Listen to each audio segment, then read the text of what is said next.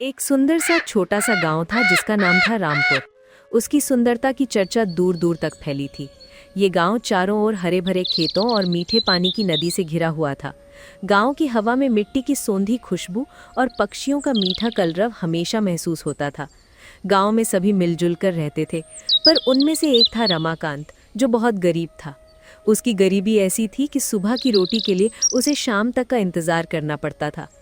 रमाकांत की एक छोटी सी झोपड़ी थी जो गांव के किनारे पर थी। वो झोपड़ी बारिश में टपकती थी और सर्दियों में ठंडी हवा को रोक नहीं पाती थी। उसके पास ना तो ज्यादा जमीन थी और ना ही कोई बड़ा काम धंधा। वो गांव वालों के खेतों में मजदूरी करके और लकड़ियां बीनकर अपना और अपनी बूढ़ी माँ का पेट भरता था। उसकी माँ अक्सर उसे समझाती थी कि मेहनत ही सबसे बड़ा धन है। रमाकांत की किस्मत भले ही अच्छी नहीं थी, पर उसका दिल सोने का था।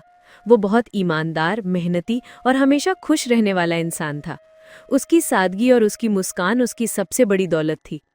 एक बार गांव में भयंकर सूखा पड़ गया। नदी सूख गई और खेत बंजर हो गए। धरती की छाती दरारों से फट गई थी और चारों ओर उदासी का माहौल छा गया था। सारे गांव वाले परेशान थे, खासकर रमाकांत, क्योंकि मजदूरी मिलनी बंद हो गई थी। उसकी आंखों में अपनी माँ की बढ़ती चिंता साफ दिखती थी। उसके घर में खाने के लिए अनाज भी खत्म होने लगा था। भूख की पीड़ा अब असहनीय होने लगी थी। एक दिन जब रमाकांत जंगल में लकड़ियां ढूंढ रहा था, वो हर पेड़ के नीचे और हर झाड़ी के पीछे सूखी टहनियां खोज रहा था, तो उसे जमीन पर एक पुरानी मिट्टी की गुल्लक मिली। वो गुल्लक आधी मिट्टी में दबी हुई थी और समय के निशान उस पर गहरे थे। उसे लगा कि शायद किसी अमीर आदमी ने इसे फेंक दिया होगा। जब उसने उसे उठाकर जोर से हिलाया तो उसमें से सिक्कों की खनक सुनाई दी। वो खनक सूखे के सन्नाटे में एक अजीब सी उम्मीद जगा रही थी। रमाकांत का दिल तेजी से धड़कने लगा।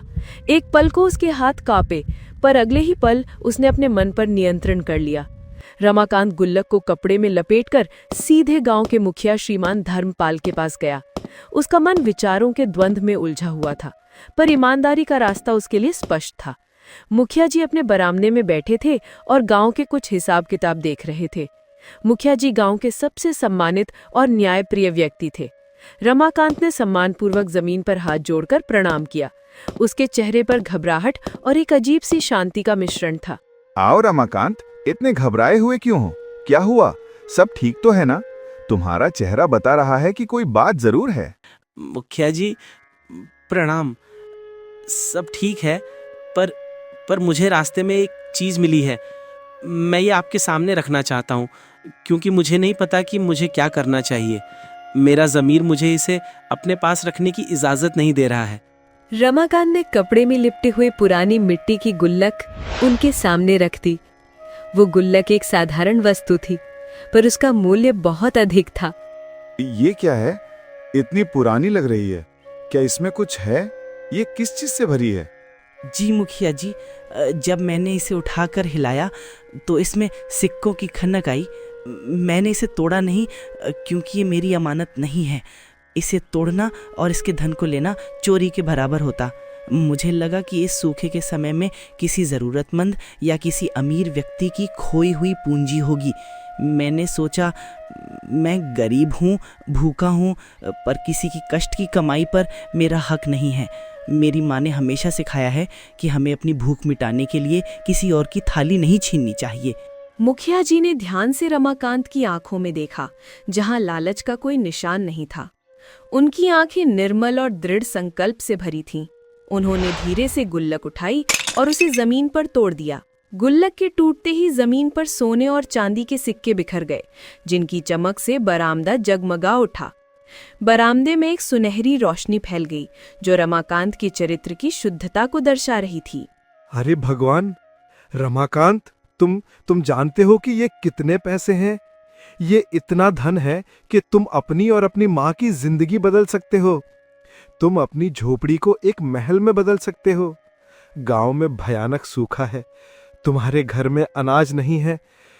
क्या तुम्हारे मन में एक बार भी लालच नहीं आया?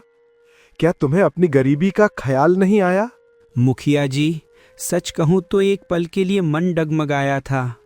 वो लालच एक विषैले सांप की तरह मेरे मन में घुसने की कोशिश कर रहा था, जब मेरी माँ ने रात को भूखे पेट पानी पिया तो शैतान ने मेरे कान में फुसफुसाया, इसे ले लो, ये तुम्हारी किस्मत है।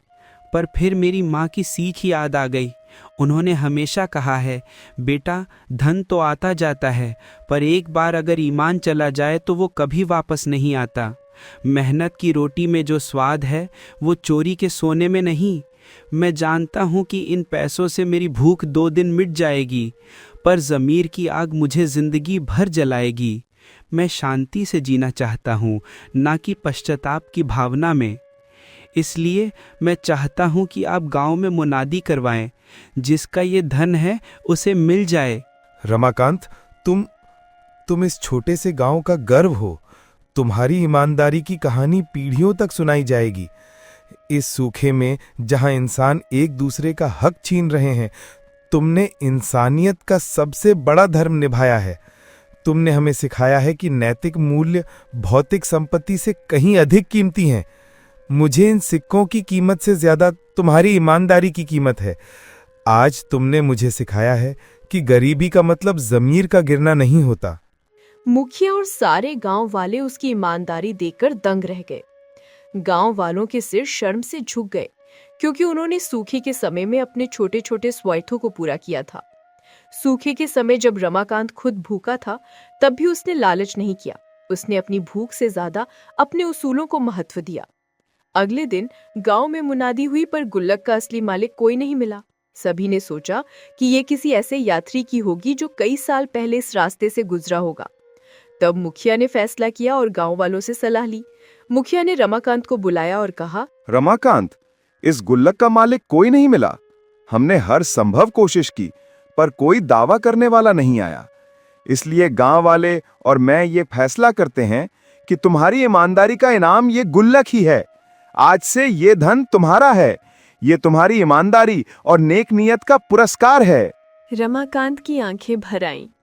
ये खुशी के आंसू थे जो उसके संघर्ष और सच्चाई की जीत थे। उसने मुखिया और गांव वालों का धन्यवाद किया। उन सिक्कों से रमाकांत ने सबसे पहले गांव के लिए एक छोटा सा कुआं खुदवाया, ताकि सभी को पानी मिल सके। उसने सबसे पहले अपनी नहीं बल्कि पूरे गांव की जरूरत को पूरा किया। फिर उसने अपनी माँ के लिए एक पक्का घर बनवाया और गांव में एक छोटी सी दुकान खोली। उसने एक नया जीवन शुरू किया जो उसकी मेहनत पर आधारित था। रमाकांत अब अमीर नहीं बन गया था, पर अब वो गरीब भी नहीं था। उसकी जिंदगी में अब सुख और संतोष था। वो गांव में सभी की मदद करता था और लोग उसे ईमानदारी और नेकी की मिसाल मानते थे। उसका नाम पूरे गांव में सम्मान के साथ लिया